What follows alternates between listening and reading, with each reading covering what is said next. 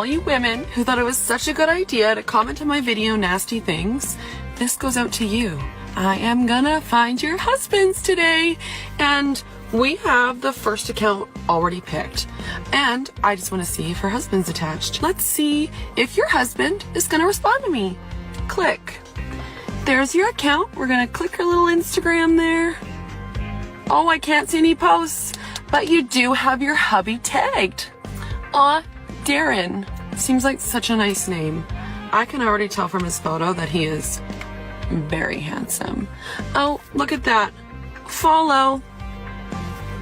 I don't follow very many people, but as soon as he accepts that, I'm gonna show you. Let's move on to the next, okay? Oh, we found another one. This is her comment. I think if someone said this to my man in front of me, I'd be going to jail. All right, miss. Oh, your Instagram is linked. Let's just see what happens. Oh my gosh, your boyfriend is also linked. It says hers. We're gonna send him a little message. I said, hey, how's it going? Don't worry, I'll let you know what he says. What's your initial thoughts about this? I have so many thoughts. There are so many. Well, one, when she said that one of the bad comments was, if someone said this in front of my husband, I would go to jail. That's not really a bad comment. That's not really a bad comment. Yeah, that then doesn't justify breaking up a marriage. Stalking her and finding her husband. Yeah, that's pretty messed up. Yeah. The biggest thing here is I agree with her in the sense of people shouldn't comment nasty things. Right, sure. However, the way that she's handling this is equally as immature and ridiculous as leaving nasty comments. If anything, it's more because now you're like I get that you're upset by a nasty comment, but you can delete it. You can block that person. Right. You can do all those things. But now you're actively like seeking out somebody that is, especially somebody's husband. Yeah. And trying to cause drama. Yeah. That's worse than leaving a nasty comment, in my opinion. I think they're both wrong. Yeah. But I think you took one bad thing and now you're doing a even worse thing. Yeah. Which I think is wrong. But it shouldn't be an even worse. It's only like a bad thing because we know that those husbands are going to respond. I mean, I think it's a bad thing in general because she's starting drama just for the sake of it and like.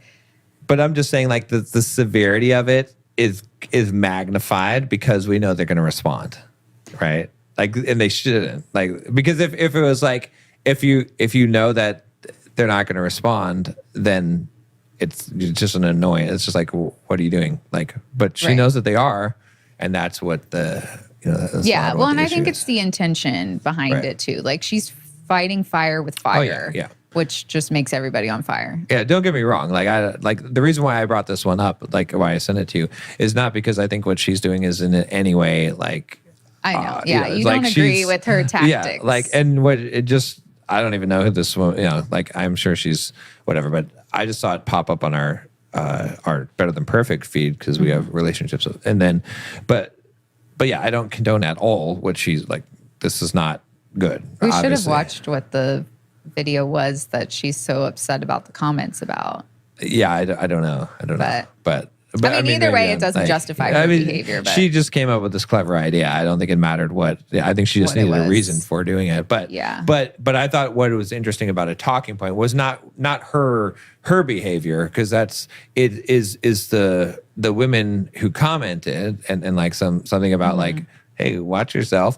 But then also like the situation that she's uncovering, which is that. How susceptible, like why should she even be able to do this? Yeah. And for it, the fact that she can do this. There was this other lady who came from like a better place. Like it was more women who like suspected their husbands were cheating or something, or maybe not even their husbands, their boyfriends. Right. She would like talk to the woman and message the guy, and she was like this pretty model person. Yeah. And then send it to the girl, like she'd be like, hey, I just like found you on Instagram, and the guys would be like, oh hey, and then she'd be like, are you single? And they'd be like, yeah, Like when they obviously weren't, because like their girlfriend or whatever was messaging. So the real thing is, how many of these husbands are going to entertain this woman? Right. And it's going to be like 95% of them, right? That makes me physically ill. But we know that because we know what relationships are like. That's why we're trying to help people build a better. That's why it's funny when people are like, "Oh, you guys are crazy. You guys with the whole like not trusting each other and insecurities, or like no girls night out, guys night out. That I can't go on a girls trip. I can't go on a guy. Like you guys are crazy. You got to know each other's locations. Like you're telling people this kind of stuff. It's like, yeah, but if this woman messaged your husband or boyfriend, what was going to happen, right? Like you know what I'm saying? It's like it's just, that's why we're because we understand, because we know that is the state that most people are living in. I did see one lady say that she was like, my husband would never entertain you. She commented that. But is that, did it actually prove out to be? But I mean, true? Would you rather your wife comment that, or comment like a lot of the other women saying, well, if you can, if you can take him, I don't want him, or something. You can have him. And here's the thing, and this is why I think this whole thing is interesting, is because, like even like you're saying about the woman that was doing it in the right way, don't do this. Don't test your. It's not a good idea to do the test, first of all, because you already know. But is it because you already know the answer? All women or all men will fail?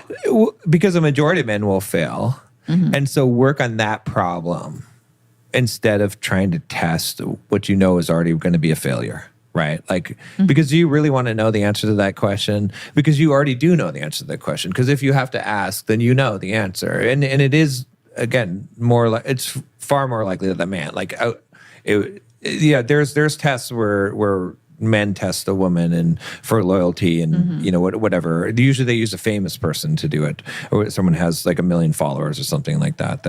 They can just reach out to someone with 1 million followers. No, the man has 1 million. Oh well, he will offer to do these tests, right? I've seen. So it happens on both sides. Yeah, but it's not a good idea. And women fail these tests, but I can guarantee you, men fails a test more often. Oh, I'm sure. Right in this area. So, but it's not a good idea to do the test. Because if you're having to do the test, you already know the answer, and you don't want to put yourself in a situation where now you have to actually confront this.